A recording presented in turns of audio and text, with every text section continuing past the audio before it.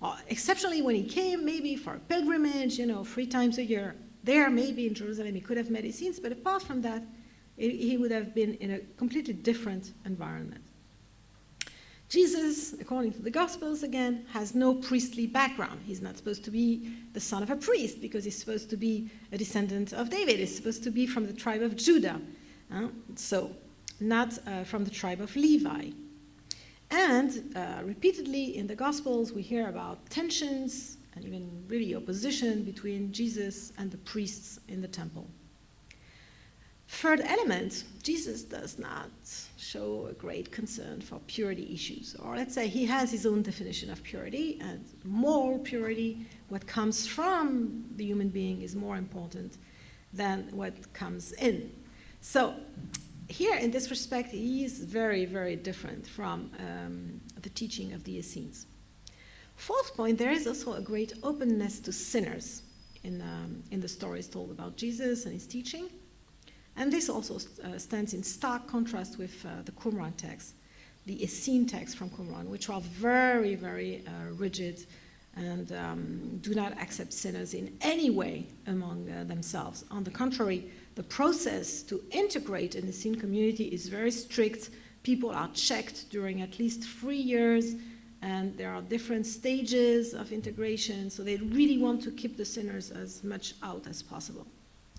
And finally, there is also yet another important difference between Jesus and the Essenes, which is that Jesus was teaching to the crowds in the open. Everybody could come and hear, which is a kind of exoteric type of teaching.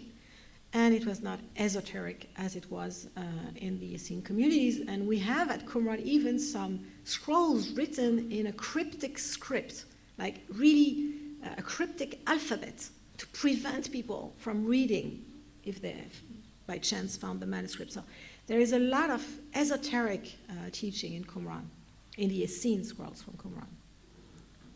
So one of the first polemic that I see in the New Testament against Essenes has to do with this issue of impure people, like lepers, or people with a physical defect or blemish. And here I will quote a passage from the Rule of the Congregation, which is another text describing the organization of Qumran communities, called here a congregation,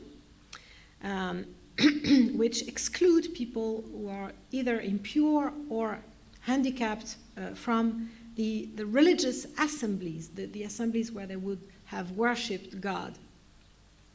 No man who suffers from a single one of the uncleannesses that affect humanity shall enter their assembly.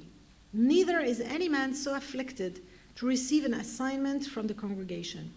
No man with a physical handicap, crippled in both legs or hands, lame, blind, deaf, dumb, or possessed of a visible blemish in his flesh, or a doddering old man unable to do his share in the congregation, may enter to take a place in the congregation of the men of reputation.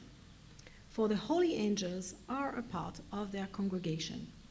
This is very important. The holy angels symbolize the presence of God himself. And here we have a double opposition. We have an opposition between the holiness of God and the impurity of impure people like lepers. And we have an opposition between the holiness of God and those who have a physical blemish, which in a way profanes the holiness of God. And what is the rationale for that? It's found in the book of Leviticus, where it pertains to the priests who have to serve God at the altar in the temple.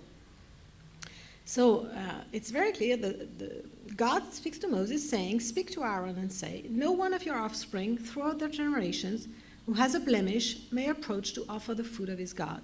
For no one who has a blemish shall draw near, one who is blind or lame, or one who has a mutilated face, or a limb too long, or one who has a broken foot or a broken hand, or a hunchback or a dwarf, or a man with a blemish in his eyes, or an itching disease, or scabs or crushed testicles. No descendant of Aaron the priest who has a blemish shall come near to offer to the Lord's offerings by fire. Since he has a blemish, he shall not come near to offer the food of his God. He may eat the food of his God, of the most holy as well as of the holy. But he shall not come near the curtain or approach the altar, because he has a blemish, that he may not profane my sanctuaries. For I am the Lord, I sanctify them. So you see here, the opposition is one between holiness and profane, like what is not holy.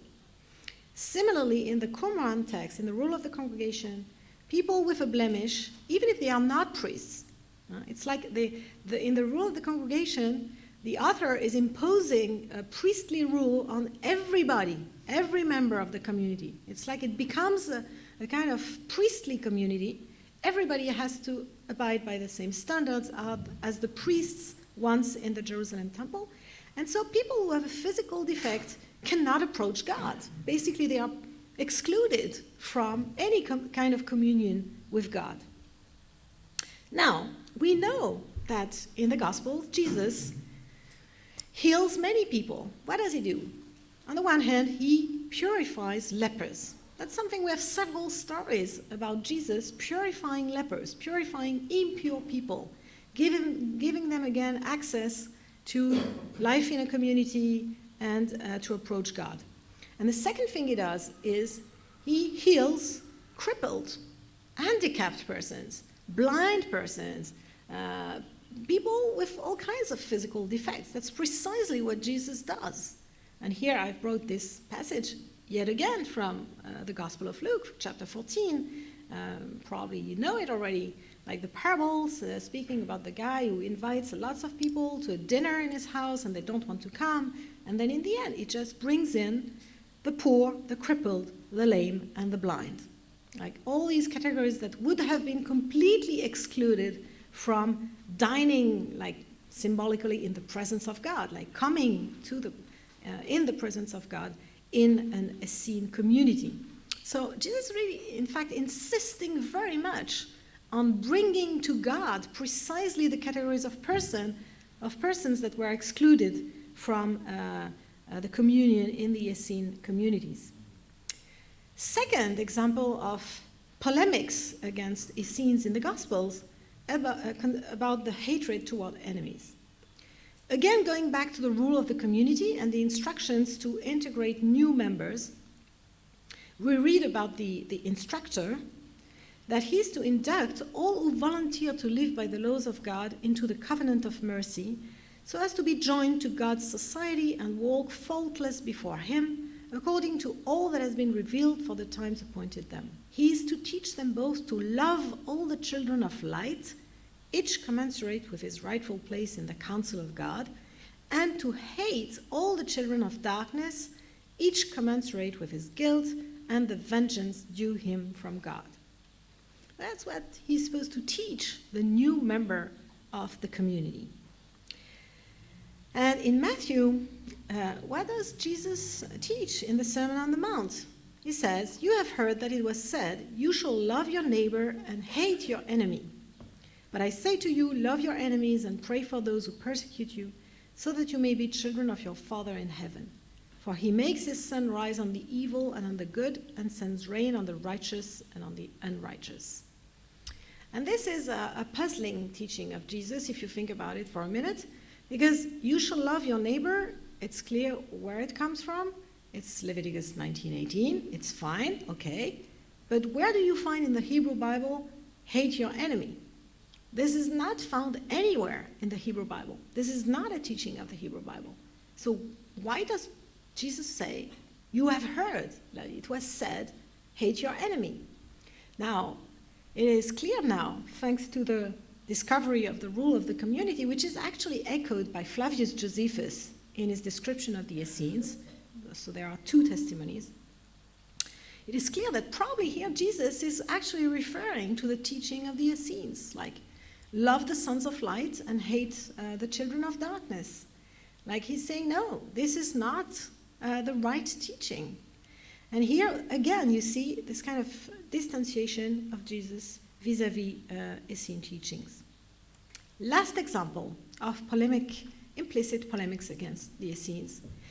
Now, in the Damascus document, yet another text that describes the organization of the Essene communities, but also explains how the law of Moses is to be practiced, we find a very, very long section on the Sabbath, how the Jews are to observe the Sabbath in the community, or the Essenes are to observe the Sabbath. And so I've just taken a few passages because it's really, really very long compared to what we find in the Bible. And they write, "No one should do work on the 6th day from the moment when the sun's disk is at a distance of its diameter from the gate, for this is what he said, observe the Sabbath day to keep it holy. And on the day of the Sabbath, no one should say a useless or stupid word. He is not to lend anything to his fellow. He is not to take decisions with regard to riches or gain. He is not to speak about matters of work or of the task to be carried out on the following day. No one should go after an animal to pasture it outside his city, except for 2,000 cubits, which is a distance. He is not to raise his hand to strike it with the fist. If it is stubborn, if the animal is stubborn, he should not bring it out of his house. The wet nurse should not lift the baby to go out or come in on the Sabbath.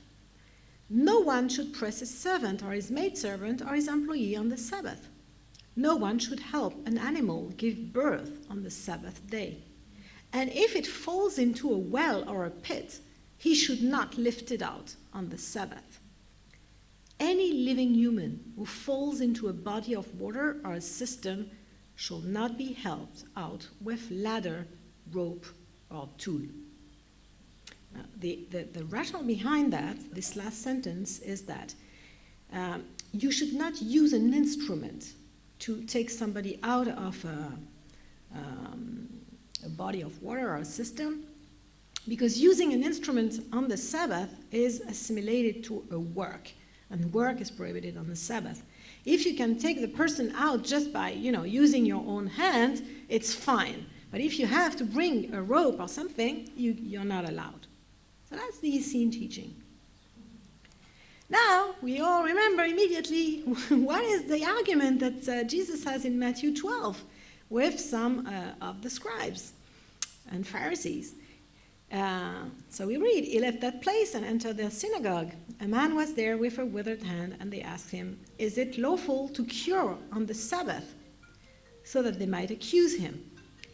He said to them, 'Suppose one of you has only one sheep, and it falls into a pit on the Sabbath. Will you not lay hold of it and lift it out? How much more valuable is a human being than a sheep? So it is lawful to do good on the Sabbath.'"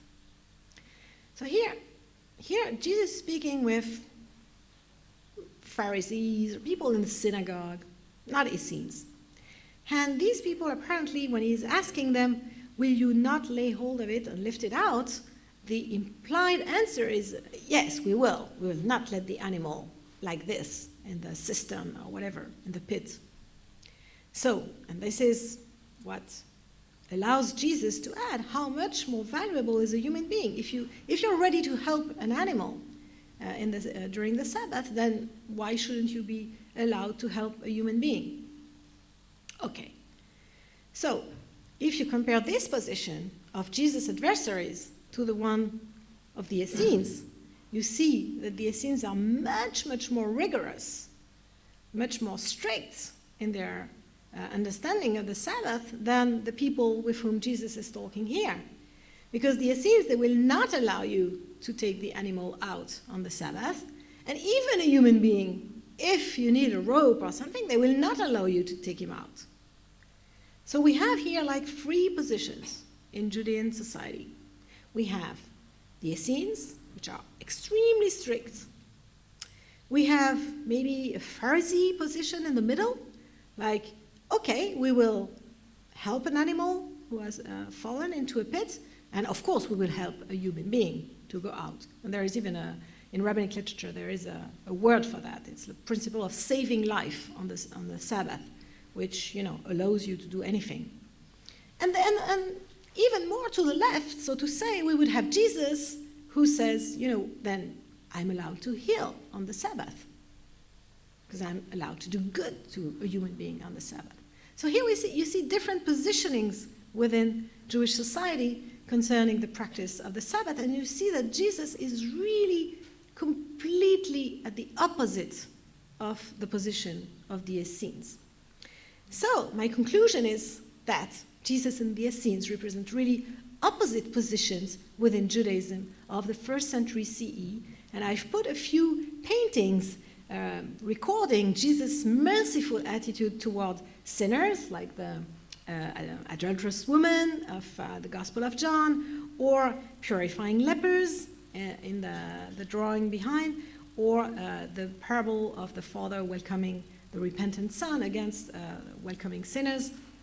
Like, Jesus' attitude on the whole is one of openness, of mercy, of reaching out to people, bringing them back to God, precisely these peoples that would have been excluded in the Essene communities.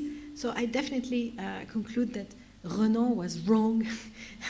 No, Jesus' message was not an Essenism that was successful. Thank you for your attention.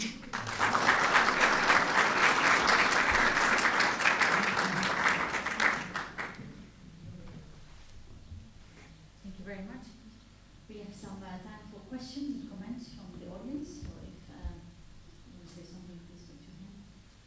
And I need somebody to help with the microphone.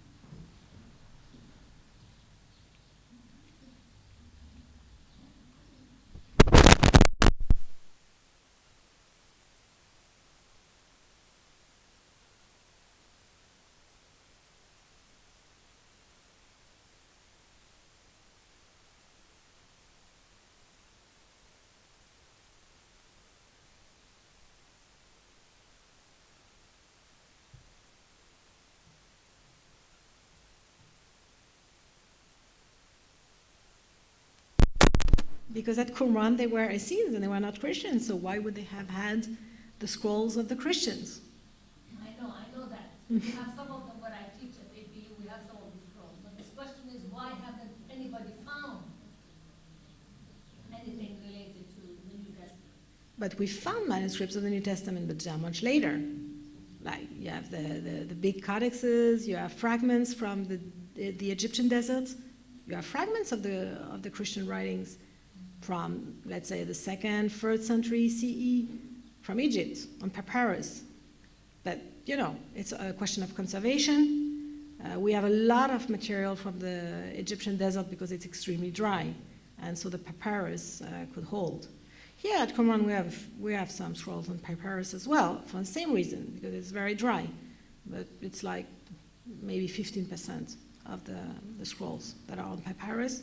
The rest is on leather. But for the New Testament material, yeah, it's more like Egyptian provenance. And it's later. It's not 1st century BCE, of course. And 1st century CE, it's a bit early, you know. The redaction is later. I mean, it's end of 1st century CE. We could have maybe some Pauline epistle, but, you know, limited diffusion still at this time. So no, it's a question also of, you know, archaeological discoveries. Most areas would not have allowed preservation of documents on papyrus. You have very few places where the conditions, the physical conditions, allow the preservation of papyrus. How do you explain that this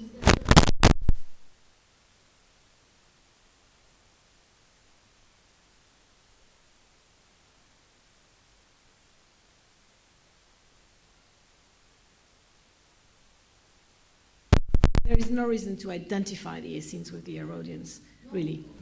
No, I mean, some people have thought about it, that it was a code name for Essenes or things like that. Some people have thought about it, but I don't think so, just like you. But I think maybe, you know, maybe there was no need to polemicize openly against a group that practically disappeared after 70 CE. We have no indication of the survival, really, of Essene communities after 70. So if you go with the majority of scholars dating the redaction of the Gospels from after 70, well, why would you really mention a group that has disappeared, you know? But still, Jesus' teaching, if it goes back to some things that he really said, you know, the debate about the historical Jesus and so, but if we trust, like, the attribution in the Gospels, and he, in his time, he would have this kind of polemics with Essenes. But in the time of the redaction of the New Testament, I mean of the Gospels, it would have lost a bit of meaning, you know? That's how I would explain it. I have no better explanation so far. But if you have one, I would like to hear. I was just wondering, because the Herodian sect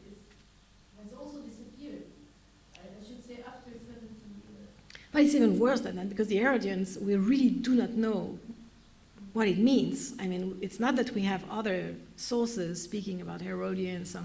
Either it's just people who were in favor of Herod and his family, from a political standpoint. But we have no evidence from other sources that speak about the Herodians at all. And we've never found a text, with a signature Herodian or whatever. Yeah.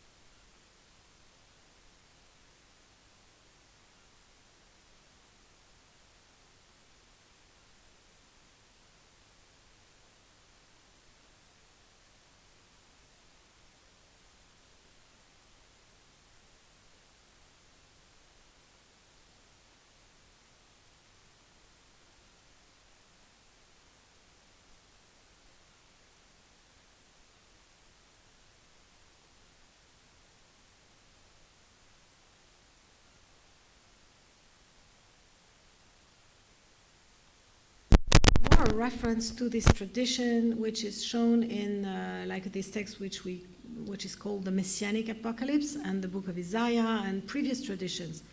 I don't think it's really a polemical stance against the Essenes. I think it's more like to say, yes, I am the one who is fulfilling the expectations of, the people of Israel in the tradition that we have seen, like from the Book of Isaiah to the Messianic Apocalypse, that the Messiah is going to do these things.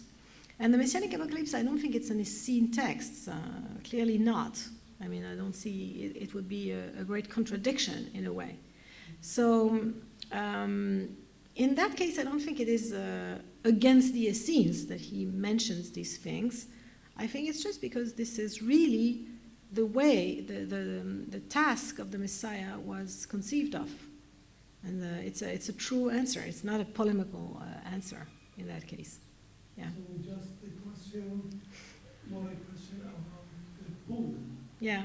According to my own reading about Paul and the Essenes, I think there is some allusion in his epistles of Galatia and Corinthians about the Essenes literature, or some allusion to their text. I don't know if you can say something about St. Paul and the Essenes.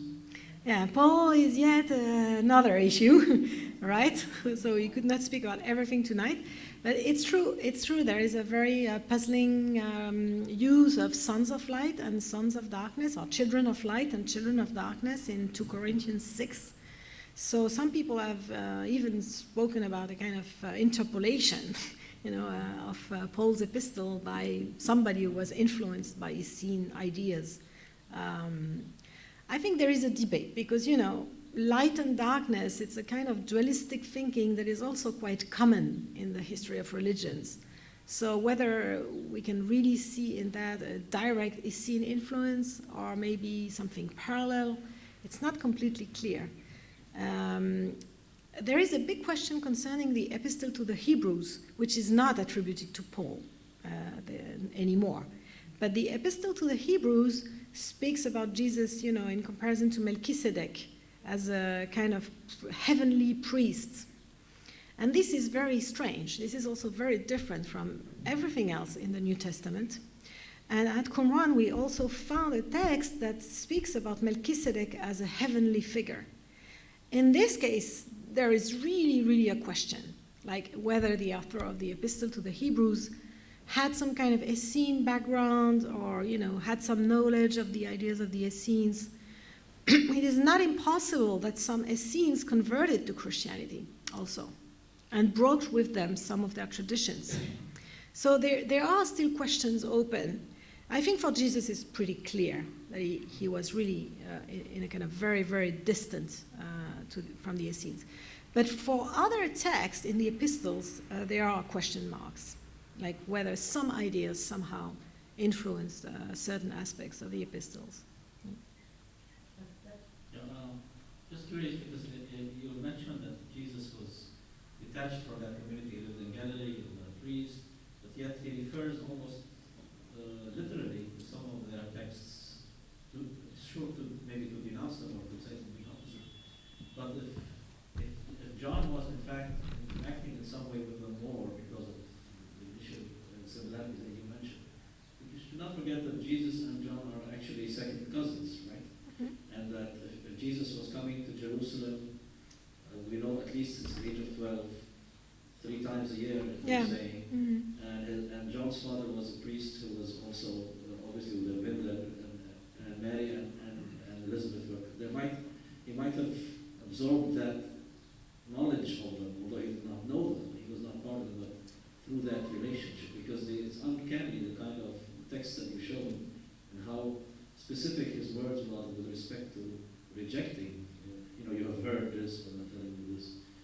Is that a speculation that is worth? It's can not. Be investigated in any way? It's not very precise, because if Jesus was saying, "You have heard, love the children of light and hate the children of darkness," then it would be a quote.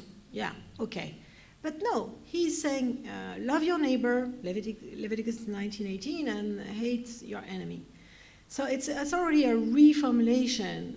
So even though I believe this is a response to Essene teachings, it doesn't seem that he had direct access to any text or something really precise.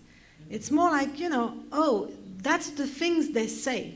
That's the things they teach, which many people could know even without having been, in close contact with Essenes. Because we know from Josephus and from the Essene Dead Sea Scrolls that some people were excluded from the communities. Some people were kicked out because they had made mistakes and so on. Some mistakes they considered so bad, there was no way they could atone for that, and they would just be expelled from the communities. So these people were outside in the more general Jewish community, society afterwards. Certainly they spoke a little bit about their experience, and Josephus himself, if you take the case of Flavius Josephus, he says in his autobiography that he has been in a Essene community for a year, like he started the process. So, many people could have knowledge, even, not completely clear knowledge, but some idea of what the Essenes taught. And I think that's more the kind of things that we see in this passage. It's like, they say that, but it's not a very, very specific knowledge of Essene teaching. And we have no proof either for John, actually, that he really would have known very precisely some Essene teaching. Thank you very much. Would you say that Jesus shared with the Essenes an apocalyptic worldview? Would you agree to that statement? So an apocalyptic worldview was shared by many, many, many Jews at that time. So it would not be specific to Jesus and the Essenes. Now, if we look at the Essene text, like for instance, the scroll of the war of the sons of light against the sons of darkness, this is a very specific Essene apocalyptic. It's not really apocalyptic, actually. It's more eschatological worldview. Because it's not a revelation, it's just describing what's going to happen at the end of times. So the way the Essenes saw the last days, what would happen at the end of times, is very, very different from how Jesus describes what is going to happen at the end of days. So in terms of eschatological scenario, it's very different. Because again, from the Essene perspective, it's a fight between the children of light and the children of darkness. The children of light are the Essenes. The children of darkness are obviously all the non-Jewish nations, but also the bad Jews. It's a fight.